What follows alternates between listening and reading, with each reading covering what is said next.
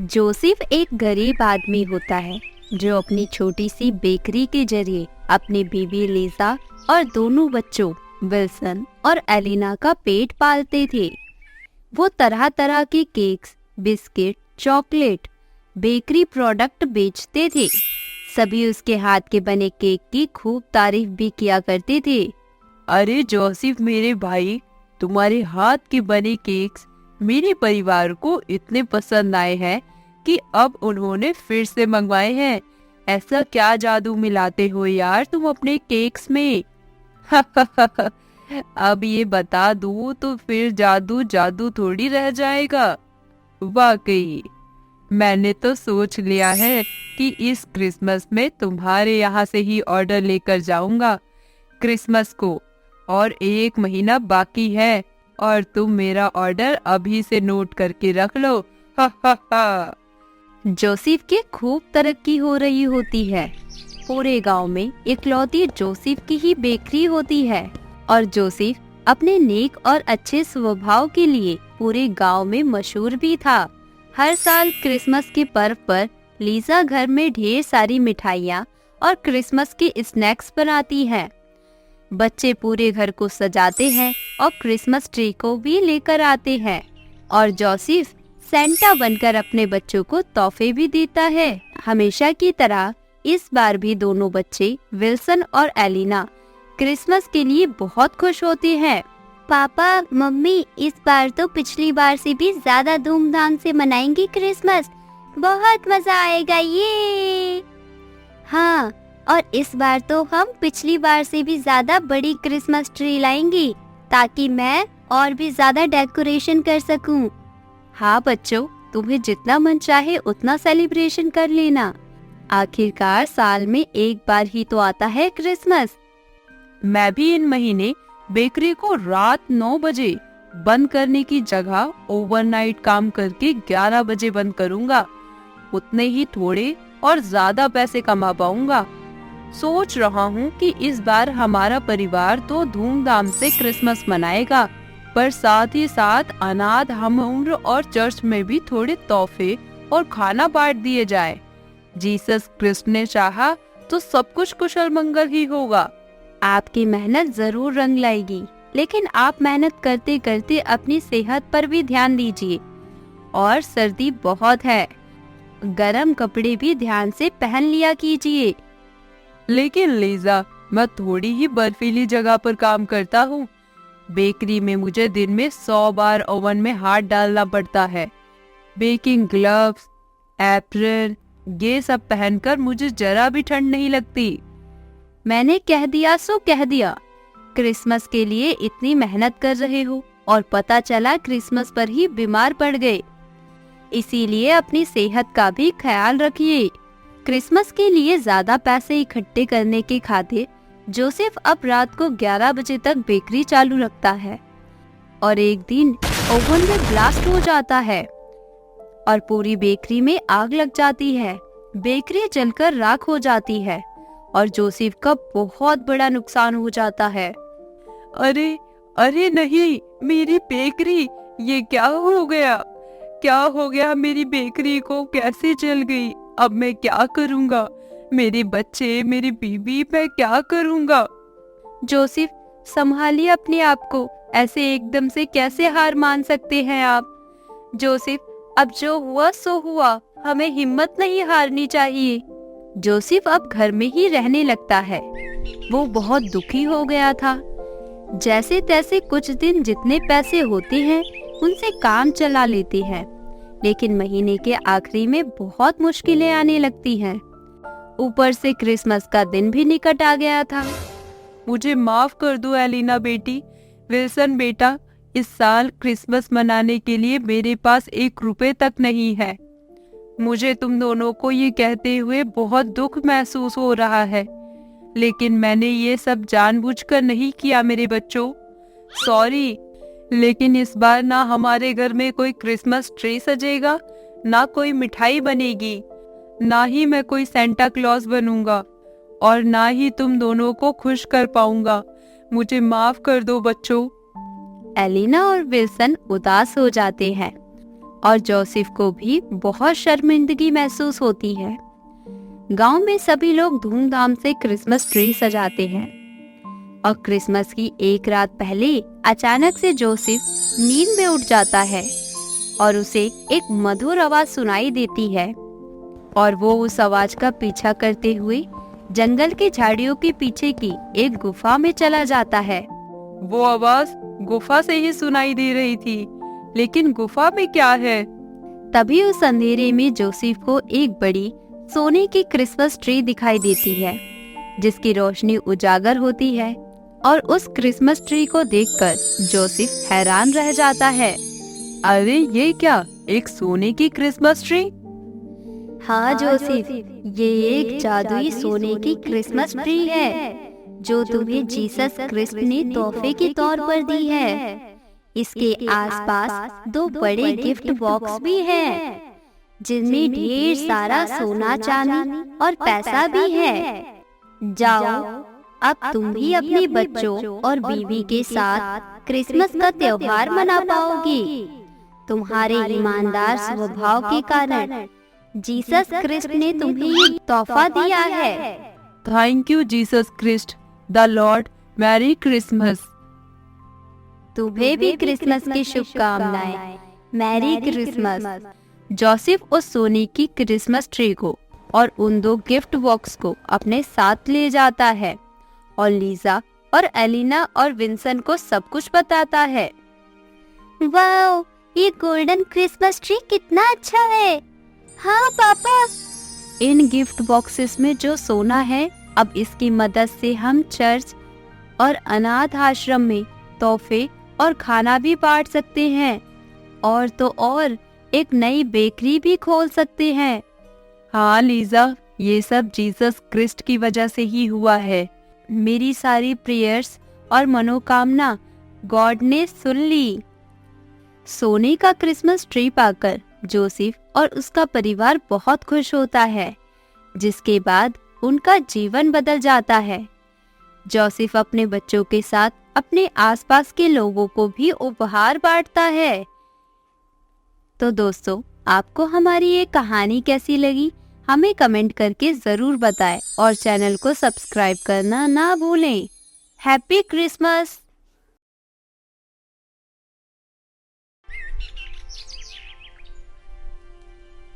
विशाल जादुई सोने का मुर्गी घर। दीनापुर गांव में कविता नाम की एक लड़की रहती थी। कविता के माँ बाप की मृत्यु हो चुकी थी। हे भगवान, आपने मेरे माँ पापा को क्यों छीन लिया? अगले दिन कविता गांव के घरों में काम ढूंढ रही होती है, मगर कहीं कोई काम नहीं मिल रहा था। तभी कविता एक अंडे वाले की दुकान पर जाती है। अंकल जी, आप मुझे अपनी दुकान पर रख लीजिए, मैं आपके अंडे दुकानों पर बेच आया करूंगी। अरे बेटी, तुम बहुत छोटी हो, तुम ये अंडे नहीं बेच सकती। तुम ऐसा करो, मेरे मुर्गी फार्म पर आकर अंडे इकट्ठे कर दिया करो। कविता खुश हो जाती है और अगले दिन से मुर्गी फार्म पर अंडे इकट्ठे करने लगती है। उसी से उसका गुजारा चल रहा था। तभी एक दिन, अरे कविता, इस मुर्गी की टांग में क्या हुआ है? लगता है इसे कोई बीमारी हो गई है। इसे वसीम की दुकान पर दे आना, वरना ये दूसरी मुर्गी को भी बीमार कर देगी। लेकिन वो तो इस मुर्गी को काट कर बेच देगा। हाँ तो सही तो है, अब इस मुर्गी का यहाँ कोई काम नहीं है। अंकल, ये मुर्गी आप मुझे दे दो।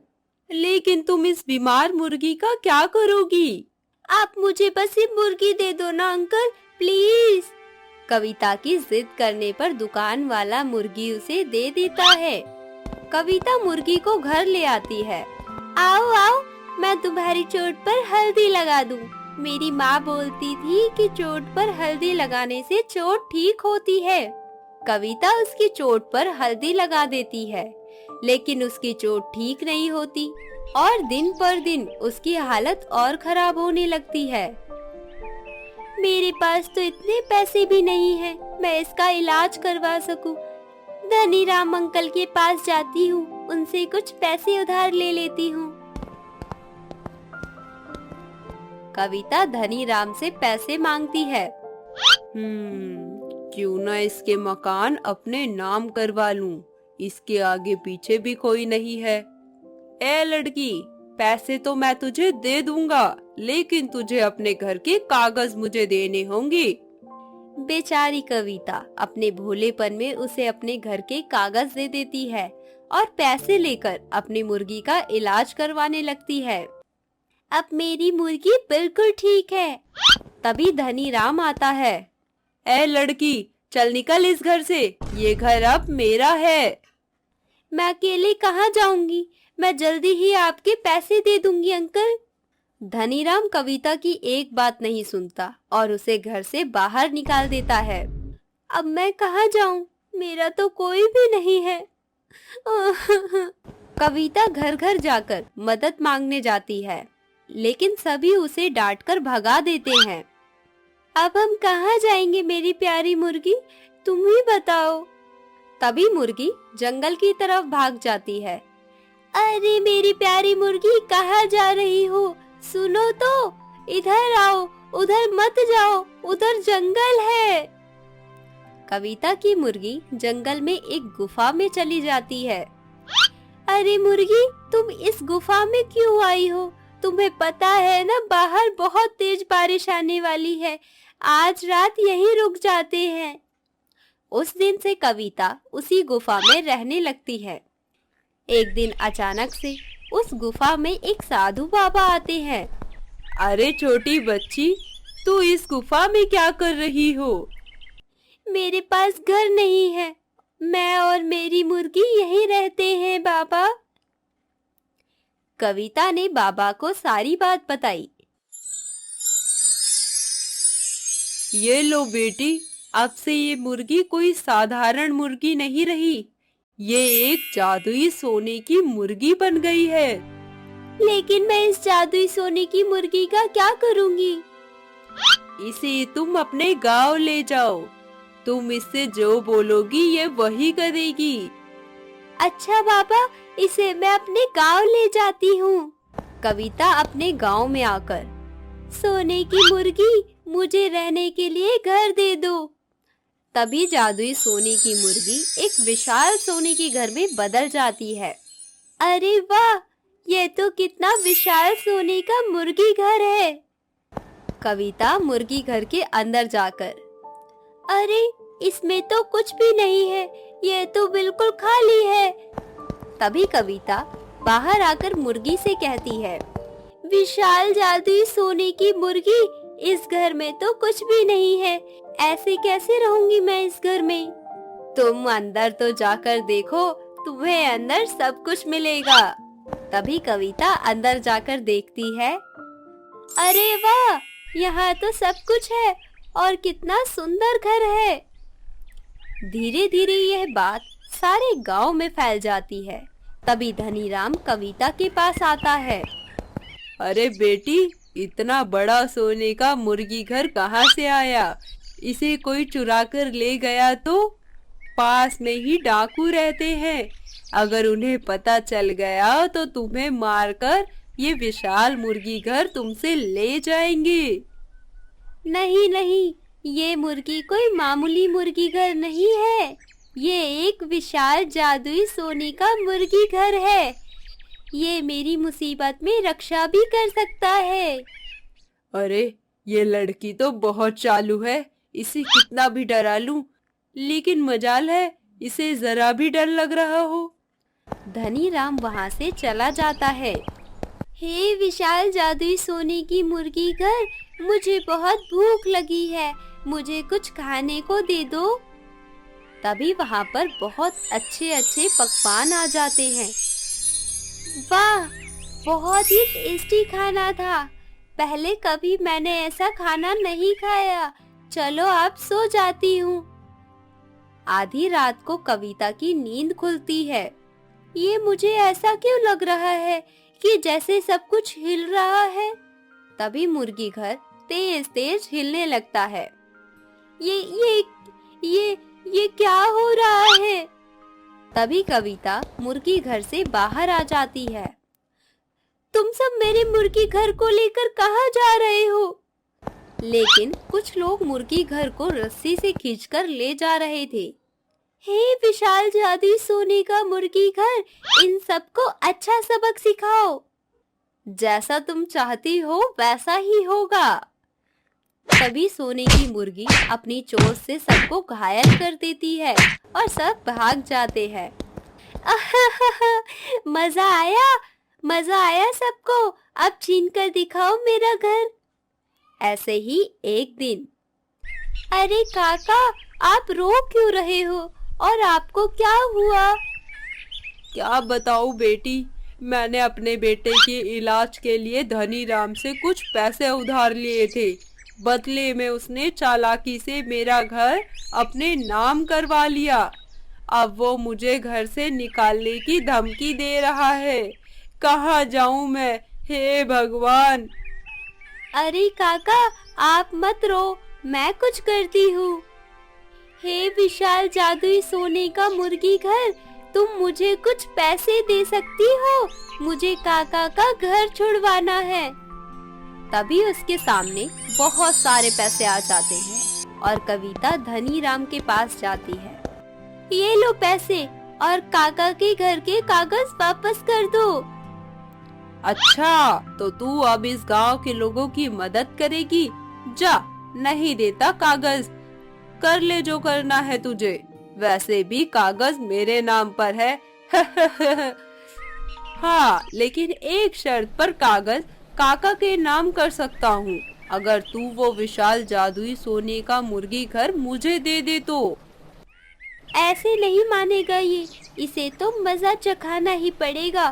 ठीक है, ले लो उस मुर्गी घर को और काका के घर को वापस कर दो। कविता वह विशाल जादुई मुर्गी घर उसे देती है और कागज ले लेती है और घर की कागज को काका को दे देती है। तुम्हारा बहुत शुक्रिया बेटी, लेकिन तुमने हमारे लिए अपना घर क्यों दे दिया? अब तुम कहाँ रहोगी? ऐसा करो, तुम हमारे ही घर रह लो। आप देखते रहिए काका, इस धनी राम को तो मैं कैसे सबक सिखाती हूँ। अब ये मुर्गी घर मेरा हो गया। अब इस मुर्गी घर में मैं रहूँगा। हे विशाल जादुई सोने के मुर्गी घर, जरा जोर जोर से हिलकर दिखाओ। उसके बोलते ही मुर्गी घर जोर जोर से हिलने लगता है। अरे अरे, ये क्या हो रहा है? इतनी जोर जोर से ये घर क्यों हिल रहा है? अरे अरे, मर गया मैं। मेरी कमर टूट गई। हे मुर्गी घर, अब जरा जोर जोर से कूद कर दिखाओ। मुर्गी घर जोर जोर से कूदने लगता है। अरे अरे अरे, आज तो मैं मर गया रे। ये मुर्गी घर तो मुझे मार कर ही दम लेगा। अरे मेरा सर हिल रहा है। अरे अरे, सर फूट गया रे, बचाओ। अरे कोई है भैया, निकालो रे यहाँ से। क्या हुआ धनी राम जी, आपको ही तो इस मुर्गी घर में रहना था। ये तो मुर्गी घर है, ऐसे ही उछलेगा। अरे नहीं नहीं, मुझे नहीं रहना इस जादुई मुर्गी घर में। अरे भैया, निकालो मुझे यहाँ से। अरे निकालो रे मुझे यहाँ से, इस मुर्गी घर से। अब इसकी अकल ठिकाने आ गई। आगे से ये मुर्गी घर तो क्या, मैं कोई भी घर अपने नाम नहीं करवाऊंगा। तो दोस्तों, आपको हमारी कहानी कैसी लगी हमें कमेंट करके जरूर बताएं और चैनल को सब्सक्राइब करना ना भूलें।